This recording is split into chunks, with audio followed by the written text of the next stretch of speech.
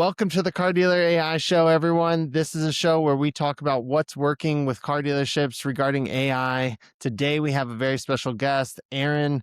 I'll let him introduce himself. He is a sales manager at a car dealership, and I'd love to know a little bit more about how you're using AI in your car dealership today. Yep. Aaron Van Voren. I'm the GSM at Offenburg Carbondale in Carbondale, Illinois. Been here for almost 14 years. Started on the sales floor and just kind of moved up from there. Um, yeah, AI wise, we're using it in a few different ways. Some pilot programs. We've had AI chat on our website for quite a while. Making our listings through Via Auto. There's a lot of AI components that make our descriptions for vehicles, kind of dipping our toe in the water in some of the communications between customers, with internet leads and stuff like that. So we're open to it, but I wouldn't say we're early adopters by any stretch of the imagination here. So I love that. So chat and vehicle descriptions. And then did I see that you do something in your CRM or you have some? we're part of a pilot program with our CRM right now, which is just started within the last couple months with some AI texting and things.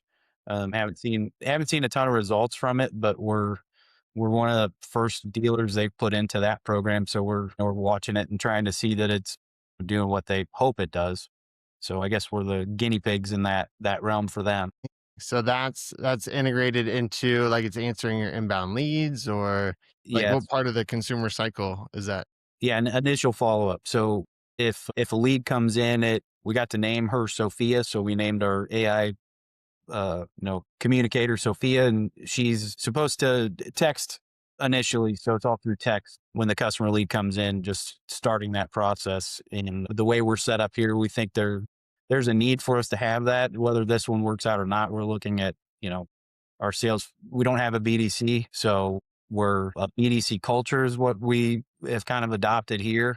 And it's worked well through the years, but we run into the issue of a sales guy who has a busy day and, he's able to follow the web lead process just simply because he doesn't have time. If he delivers 3 cars and it on average takes 2 hours to deliver a new vehicle here with the delivery process, he can't do that. So we're looking for solutions in that realm. And that's kind of where it started for us is how do we get these guys in front of more people and still get the outbound contacts that we need done on a daily basis. Yeah, we've really noticed that it's not about AI replacing humans. It's about AI really allowing the humans to focus on what they really need to be doing and focusing on those floor ops or the showroom ups where people are in front of them instead of doing all the CRM tasks and the follow up. And if they are even creating more demand, utilizing past database data. Yeah. Would you say your sales reps are actually trying to find new opportunities, or are they mainly just working on hot leads? I mean, we do everything that we can. So, I mean, our process is for them is set up to the leads come in round robin. I've got 6 salespeople on staff right now, and we're looking at adding a 7th, getting into the busier season for us here with it being March through October. And, they've got a method in which, the first 5 days we think are the most important based on our processes here.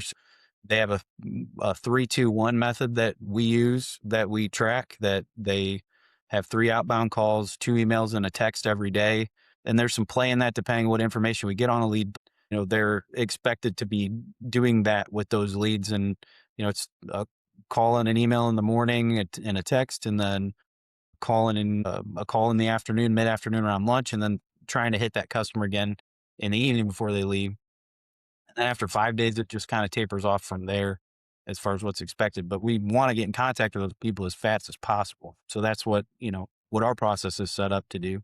We see the issues with where an AI thing could help is, that guy's off 1 day a week. So the 5 days is interrupted. Not only that, if I have a guy who's off on a Tuesday and he has 3 appointments on Monday, it's hard for him to do the necessary follow up in the first 2 days, which are be considered the most important when a web lead hits. But I mean, that's kind of how we handle it. It's, as far as like a digging in past that, we have data mining in our CRM. So we use that. I've got a few tenured salespeople here that have been here 15 plus years. And, there's a lot of business there that we get from it. And I think a lot we find out after the fact we've lost because we haven't been in contact with those people. So it's a ongoing battle all the time when it comes to leads and opportunities. So Yeah, the yeah, one thing for me, I'm a big systems person. So I like just programming something and then knowing it's going to work all the time. And so when I hear your process of like the 3-2-1 system, and then also you mentioned then it drops off after 5 days, it's like, okay, well, what if it didn't have to drop off at 5 days? And yeah, also, I felt a little nervousness in your voice when you were talking about the 3-2-1 system. In some ways, it was like lack of like, are the people doing it? Are they not doing it? yeah, They have their days off. And it's yeah. like, how much more reliable can AI do that? What are your thoughts on having AI take something like that over the actual first 5 days? I think I think to get the initial contact is the whole point of that for us. I mean, once we have engagement with somebody, having a salesperson be able to take over and ask for us, uh, and we do a pretty good job at our contact rate now, but it just, I don't know, you just always feel like there's more, there's never like, it's never going to be perfect, but that's what you're trying to get it to, whatever that looks like. But I think Yeah. there's certainly a place for where that would help. And any sales staff. Yeah, I think from the speed to lead perspective, right? I think that's where AI can kind of come in. And would you say, Aaron, that's I guess the biggest leak in your process right now? It's like the first response. It's like getting that first response from team, or is AI? I mean, can the question that we see come up is like, will AI replace an entire team in the days to come? Possibly. Do we Right. see that now? I don't know, but can it be involved in certain stages of each dealership? 1000%. And on your end, you're saying the speed to lead is like, hey, if my one of my guys is out, or if my sales guy is busy, or the six of them or seven of them, can the AI respond quickly? And Right. then maybe in another set, yeah, maybe the sales guy did answer the lead or is doing the process at the 3-2-1, but then in the middle of it got busy with something else. Can it also continue that process as well? I think that's where I don't know, Chuck. I think you have some more to say that since you see more of those processes, but I think AI, I think, helps in those areas. It doesn't completely replace the person, but it for sure adds to it. Yeah. So speed is definitely very important in today's age. Customers are submitting a lead, but it's not only going to you, it's going to your competitors as well. And whoever replies the quickest, and not only like a reply either, I feel like generic replies also hurt the opportunity, but an authentic reply to the customer. Hopefully, the AI is integrated with inventory and all the systems so it can really be able to take that conversation from A and with the goal of setting an appointment. That is 100% important right now in today's age. But on top of that, Aaron, you mentioned like follow up and having some 10-year guys or girls at the dealership that can kind of go after some of those older opportunities that maybe came in to the CRM but they didn't purchase. And there's limitations there as well because where we're seeing huge value is going back more than 2 years. And a human at a dealership is not going to go in the CRM and start mining unsold opportunities that are 3 years or older. Right. Whereas I see that as a huge opportunity. That's where I feel a big value on top of speed to lead is right now with AI. Because if a lead came in 2, 3 years ago, they didn't purchase from you, odds are high that they purchased somewhere else. And then also there is a situation where that lead may be in a positive equity situation or near it, or most customers after about 2, 3 years, they start to want to look into something else. But if humans aren't going that far back in the CRM or the DMS to filter out opportunities, those conversations are not even happening. But if you have AI that can go after those unsold CRM leads, whether that's 90 days or to the beginning of your CRM's time. And there is no emotion. It treats every single lead the same as when it's communicating with it. But what we're seeing huge value are those older unsold CRM leads that no one is touching, and AI is reactivating those conversations and turning those into hot leads where we know salespeople, for the most part, are great at that new shiny lead that hits to the top of the CRM, and then it kind of brings them back into the cycle of work, turning an old lead into a hot lead again. That's where I'm seeing huge value right now. And a lot of vendors aren't really focused on that area, but I feel like there's a big need for it. Yeah. I've always heard like the difference with like salespeople and BDC people is like comparing like hunters to farmers. Yeah. And you know, when you have a BDC culture, you're kind of asking your guys to do both.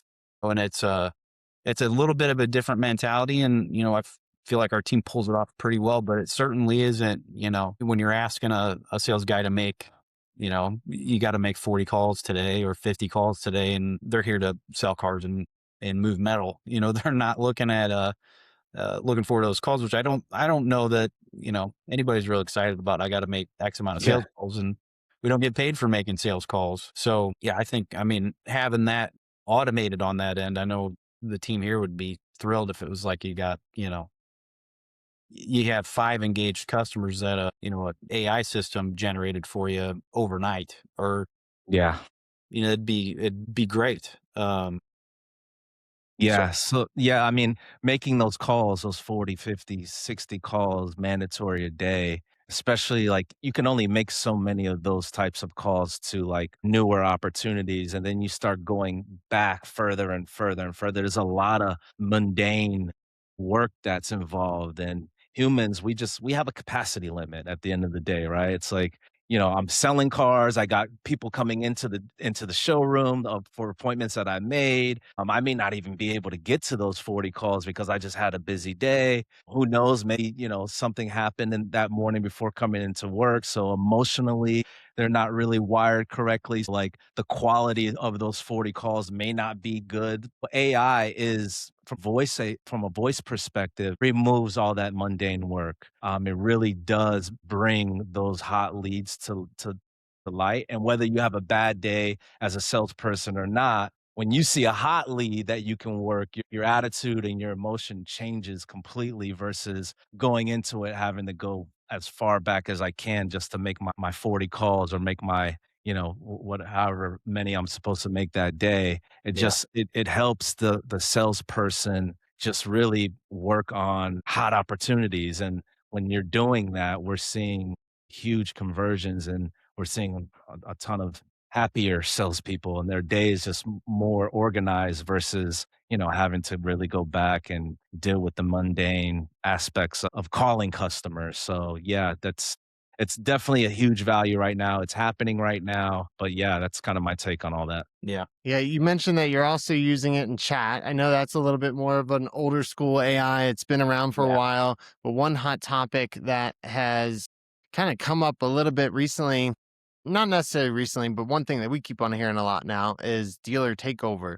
Now, does your chat actually start and finish the chat, or does it tee up opportunities to the sales staff, or how does that work for So for you guys? ours, there's a function which they could take it over. I mean, we have it just fully handling the customer. It does a pretty good job of getting the information in for the leads. We end up, you know, the customer ends up with a transcript of what was said, and uh, you know, they're able to reach out to the customer, and you know, they may have an idea more what they're, you know, what they're actually after, you know, and then, you know, email address, phone number, and name all flows in from that. So doesn't equate to a lot of our leads, but it does, you know, there's maybe 10% of them come in through that throughout the month. But yeah, that's, you know, they're not taking it over from that regard within the chat. So they'd pick it up the next day, or even that same day. If we have, you know, a chat that came in this morning, the salesperson would be trying to reach out to that person, you know, I mean, ideally within the hour. It's kind of funny to start thinking about, like, as AI is taking over so many different components within dealerships, now AI is transferring conversations to other AIs. Like, yeah, I think one scenario that we Yeah. see a lot now is an AI receptionist then transfers the call to an AI service advisor. In that scenario, you have your AI chat that's then transferring a lead to your CRM AI, assuming that that CRM is fully intact and responding to those leads right away. But yeah, it's just wild to see, and hopefully it is allowing those real service advisors and the sales staff to focus on those in-person interactions. Yeah, I would hope so. Do you Yeah. guys see it? Do you guys see much with people picking up, like, I don't see it as much now, but maybe early days of some of the chats and stuff where people are, customers are calling out the AI as an AI within the chat. I mean, we see that occasionally. AI communicating with AI. Yeah, It's rare, but it does happen. I've seen it even on the voice perspective. Like we reached out to a customer, and that customer owns an AI company. So like they pick up on it, and then now they have their AI making calls to our AI and having these long conversations. And the conversations are pretty fascinating. But obviously that you want to make sure that if our AI or anyone's AI is interacting with an opportunity, that it's a real opportunity. yeah, But we don't see it much, but it's definitely something that we monitor because it could drive cost up too, right? These conversations between both AIs, they go on for like 15, 20 minutes. So it definitely drives up costs, but we don't see it often. But there have been some cases where that's happened. And so believe it or not, I find even though you want to monitor that as much as possible, and we don't see it often, listening to them both go back and forth is pretty fascinating yeah. to say the least. But do you guys experience that a lot from the chat side of things? I think occasionally you'll get a customer, like, you'll read in the chat description, they're calling it out, and like, it's like calling an automated message you're trying to get to a person, and it's that kind of thing. Yeah. It's rare now, more than it probably used to be, but we do see that. The polar opposite to that is the person that calls into the dealership and asks for the chat bot. They'll ask for That's funny. Jennifer. Oh yeah. You know, Fia. Is Sophia there? Yeah, I was having a conversation with her. so I mean, I guess it probably depends on the person, and if they're what they're looking for in the communication too. Yeah. We have some voice AI recordings that are just like extraordinary. People are like literally pouring their hearts out and giving their life situations and Yeah, all this stuff. And you're like, that person has no clue that it's AI on the other side. They really yeah, think they're speaking to an empathetic human being that is walking them through this process and having this conversation. And yeah, I think as the AI gets better and better, that's going to continue to improve. I mean, that the metric of how many times they're actually asking if it's AI is going to get better or yeah. lower. But I also see people getting more comfortable with just dealing with AI and not even caring anymore. And Sure. actually knowing that maybe I can actually get more information, because when AI is connected to your financing and your inventory and everything, it's like a super powerful digital retailing tool that can walk you through the process from A to Z. Yeah, I agree with that 100%. I think And like that's go ahead. And like AI is everywhere. It's not only in automotive. So expectations from a customer are they're buying into the idea that, all right, if I speak to an I can probably give a lot more to get a lot more. Whereas if I'm connected with a human, they may be reluctant to give a lot of what they want to get in return because they just know that that human is going to put them through the ringer to get them, in through the door. But we're definitely seeing that customers are more open to interacting with an AI. But Sure. then if you have AI that they don't know that they're interacting with AI, it's even that much better. Yeah, and I think, and also, to be honest, I mean, where the world's at with AI communication, people just want their problem solved and their answers questioned. Like that's the point. And if the AI is doing that, the last thing, right? I had an issue in my apartment complex, and they need to update their AI, so I might gotta figure something out with that. But it's still the kind of phone tree method, but the receptionist, it's very bad. It just press 6 and press 4 and we'll get you connected. And it's all these little loopholes of where it asks if that AI was actually having a great conversation and it was had more information and would have solved my problem, which I needed something fixed in my unit. I would have been happy with it. I can care less if you're an AI or not. Can you solve my issue? Can you answer my Yeah. question?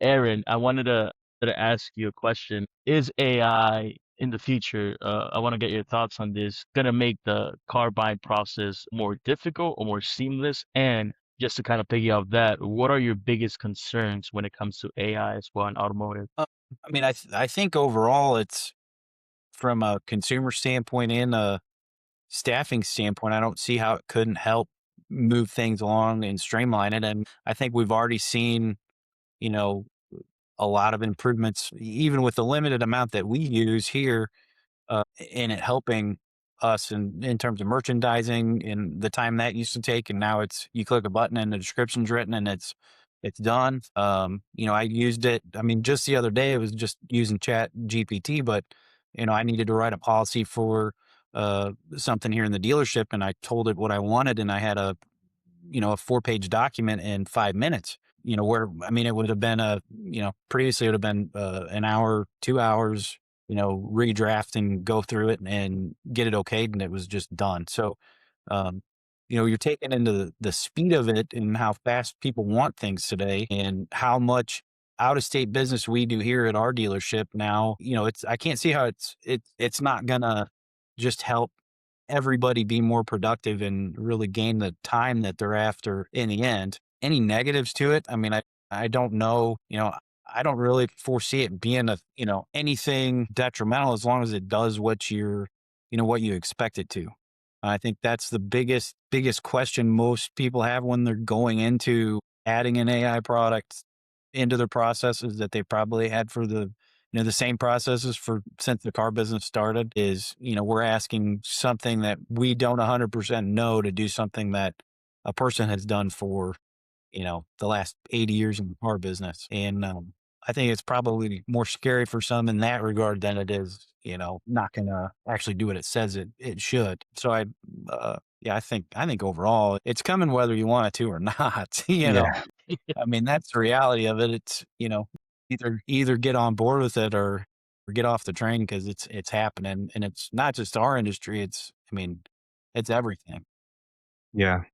Yeah. And then also it's a work in progress. It's like you hold the AI to the same accountability as you would have a new hire, you know? When you hire a human, like there's still like there are things they'll do or won't do that you train them to get to that perfection level. Whereas with AI, most of it comes to with a standard, but every dealership operates differently. So, but just like you would train a human being, you can train the AI to work alongside of your policies or however you do things at the dealership. It's the same thing. So, also have to buy into that concept that all right, we're gonna work through kinks. If something happens, great thing about AI is it's much easier to train that AI to handle a certain situation. Whereas a human, it may take 5 or 6 times for them to finally get it. So I think when dealers buy into AI,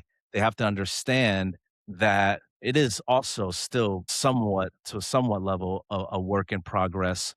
But good news is, when you're working with technology versus emotions and humans and stuff like that, it's much easier to fix something one time and let that continue to work for dealers. Thinking about like the downsides, everybody's thinking it's going to replace humans, and we'll all see what actually happens in our Facebook group, AI and Automotive. There's a lot of polarizing opinions. There's people that are 100% all in, or you're just 100% against it. And somebody posted a picture of basically vehicles being manufactured by giant robotic arms and saying like, oh, you're saying that like humans can't be replaced in it.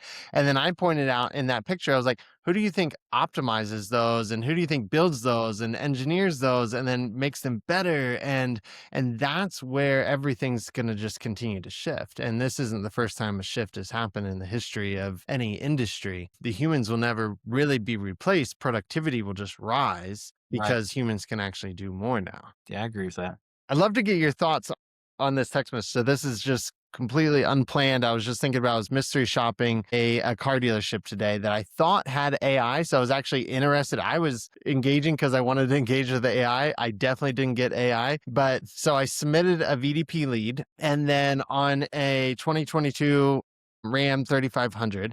And then I got a super automated response. Hey, John, it's Addison from blah, blah, blah.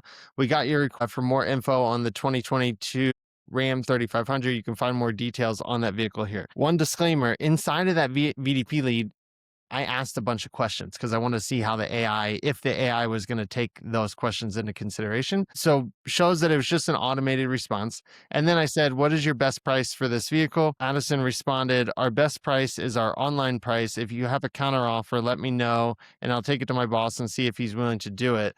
And then, that response took 22 minutes. And then 1 minute after she sent that one, it said, never mind, sir, that truck has a deposit on it. And no more messages from that person. And it's like, how many, like, what do you think are next steps? I guess let's start there. Like, how do you think that conversation should have gone?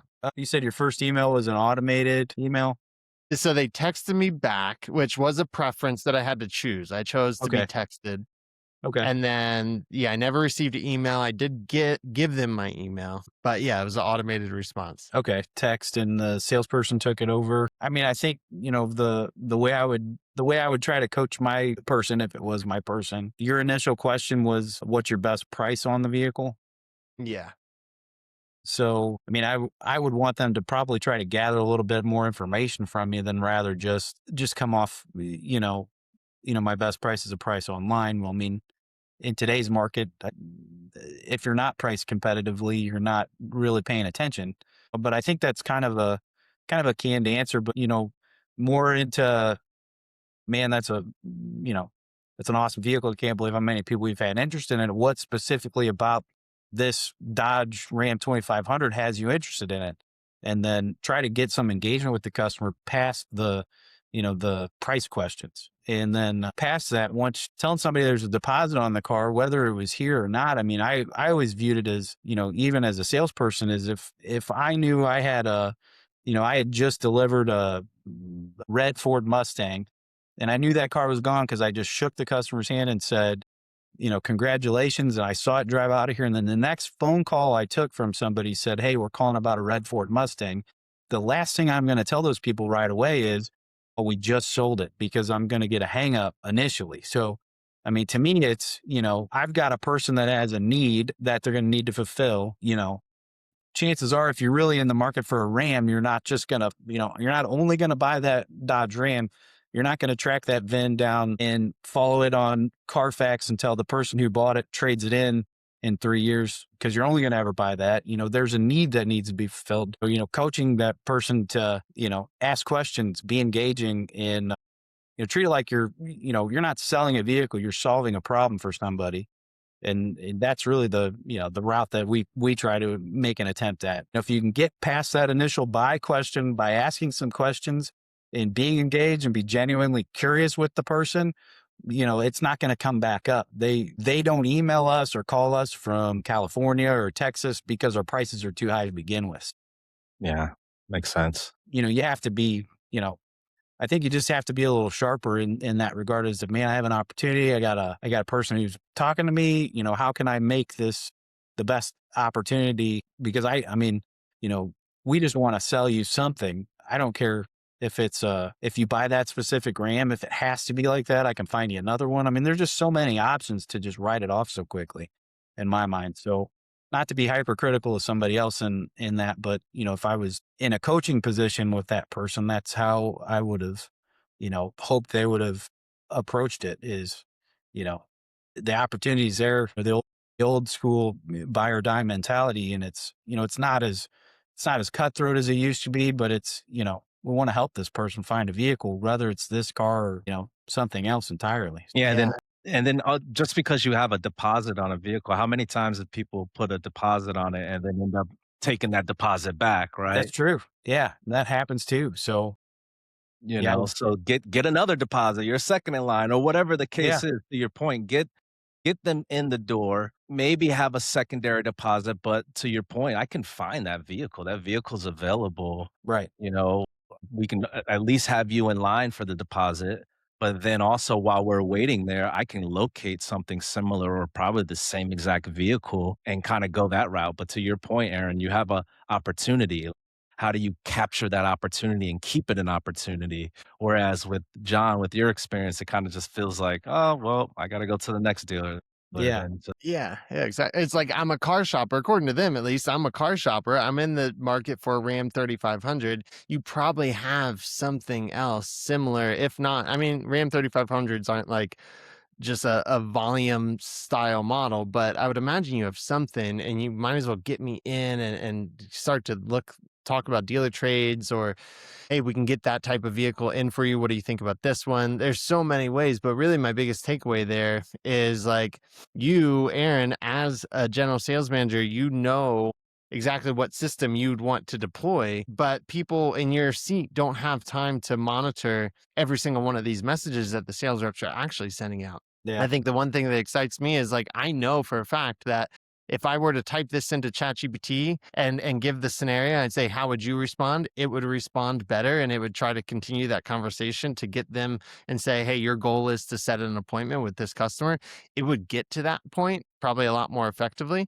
And which means that now let's ignore ChatGPT and sales reps using ChatGPT. What if it just was ChatGPT basically, and it was the actual LLM responding? I think it would still be chatting with me right now, trying oh trying to yeah, get me in True. here. Yeah. it's true. I was going to ask, do you think that was an AI response or a human response? But I'm pretty sure that was a human response Yeah, because it's That's a definitely huge human. advantage. AI doesn't know that there's a deposit on that vehicle, so it's going to treat that Yeah. opportunity 100% differently. And then to your point, AI is backed by a large language model, whether that's, OpenAI or Claude or whatever those large language models are. So the AI, to your point you just made, is going to handle that situation much better. It's not going to take no for an answer. It has a goal of making that appointment, helping the dealership have that person show up to the showroom. So I think that's where AI has a huge advantage. Whereas with the human, they're just, who knows, that human that you were just interacting with, he probably has three other customers sitting right there in the showroom that he has to deal with. So the easy answer is, all right, let me check. Oh, yeah, we have a deposit. Sorry, I got to go. Whereas AI would have completely handled that situation differently. I think that exactly what you just said is humans aren't going to, or sales reps aren't going to respond to low probability things. I'm like this a-hole to them. What's your best price? They're like, I see a bajillion of these. I don't want to do that right now. I don't want to play that game. I got better things to do. And now, granted, this was like Wednesday, probably around, I don't know, super early in the morning. So I don't know what they're doing. Maybe they're not at the car dealership. They're like, They're I'm still always busy, coffee no right matter now. what. They're always busy. I'm actually interested in seeing, let's see. So I just put this text, I just screenshotted this text into ChatGPT. If you were the sales rep that's responding to my lead, how would you have better communicated to the customer with the goal of setting an appointment? And let's just see what it says here. Hopefully it didn't take too long to load. Has to read through You the could the whole probably share script. screen and find that conversation so the audience could see. True, yeah, I guess I'd have to transfer it to my computer. Let's see Oh, how. okay. No worries. No worries. But it says, looking at this from a BDC sales appointment setting perspective, the rep missed a few key opportunities. They answered the question, but didn't guide the conversation. They didn't create urgency or alternative options. They never tried to move you to an appointment. When the truck got a deposit, they ended the conversation instead of pivoting. A good rep treats every message as a step towards an appointment, not just answering questions. Here's how I would have handled it. And then, of course, it gives it super long, detailed stuff. But it's like, okay, that's how LLMs are trained to think. They're already like amazing sales strategists. And without you even training it, I didn't even have to put any training in here. I just said the goal is to set an appointment. So now imagine those ones that like really do have sales training in them and how powerful they are. Yeah. So in your dealership, if you were to, let's just say, create any sort of AI, whether it's right now, I think we've mainly just been talking about conversational AI. But if there was anything that you would want AI to automate in your dealership, that could be accounting or vehicle acquiring or something in service or anything in your dealership. What do you think you would want to try to automate with AI? Vehicle acquisition would be a good one for sure. I know that the used car market, it can be up and down in terms of inventory, and sometimes you may just go on a dry run of customers who have no trades, and then I have I don't have trades, or the trades I'm getting are wholesale pieces. And there's so much out there in regards to, spending the time watching the auctions, or, and how many different auctions there are to try to buy from. I mean, that would be huge if it was just like you had an AI thing say, here's 10 cars you need to buy based on your descriptions. Or based. Yeah, I mean, sitting in front of the auction, you're thinking about what's selling right now, what do I have right now, what are the prices out here, how do those and what do the pictures look like?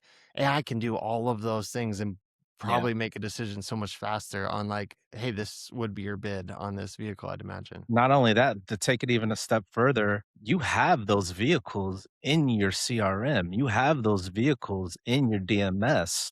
So being able to identify what vehicles you actually want, that's like an added perk to like a reactivation product that's calling unsold customers or your Sure. trade cycle customers in the DMS is not only is it helping you recover ad dollars, right? Because the unsold CRM leads, you spent money to get those leads, but it's also helping you acquire used vehicles. So AI is already doing that. We have a pre-owned account where they look at it from that perspective. They go, okay, cool. AI is going to cost me, call it, say, $2,500. If I sell one car off of that or two cars off of that, it pays for it. But the value that I see is now I'm able to get access to used vehicles to replenish my pre-owned dealership. So AI is already doing a lot of these things, and there's just added value and added perspective when you look at it from a vehicle acquisition tool or an appointment setter or lead generator. There's so much that goes so many benefits that goes into just one AI tool that it adds to the dealership. So a lot of that is already here. It's already happening. So but yeah, but most I just feel like most vendors just market it as, what dealers want to hear, which is I want more leads. If I get more leads, I'm going to sell more vehicles, or if I get more service appointments, that's going to help generate more profit.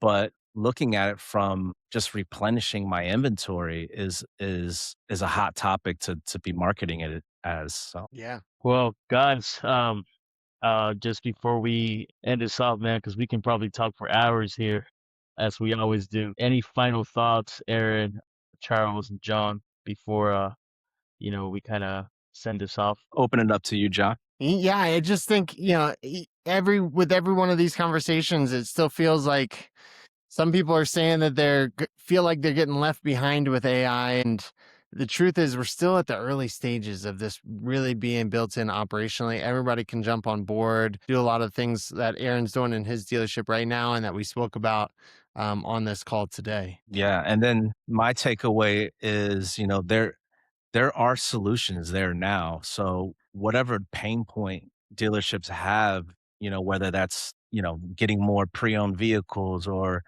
follow up on some of the older opportunities, the solutions are here. It's just a matter of being able to identify where can I who can I leverage to accomplish this problem that I'm having at the dealership. So that's kind of my takeaway and kind of where I would leave it. And then the Aaron, floor the is floor yours, is Aaron. yours. Okay. Well, I mean, I think the discussion's been pretty helpful in terms of maybe kind of seeing some things we need to change here in terms of our processes and where AI can help us. So just finding the solutions to do it's probably the next steps. But yeah, it's coming, whether you want it to or not. It's here. Buy Come on, in clap. or get left behind. You got to clip that. You got to clip that. Well, Aaron, thank you so much for your time, man. John, Yeah. Charles, the host, thank you for making this happen. And if you haven't already, like and subscribe. We're bringing on guests. We're talking about this. The automotive space is changing day by day. And the last thing we want to do is not be able to add value to it and make sure that we're connecting with different dealerships and vendors to see how we can help each other. Because at the end of the day, that's all that matters.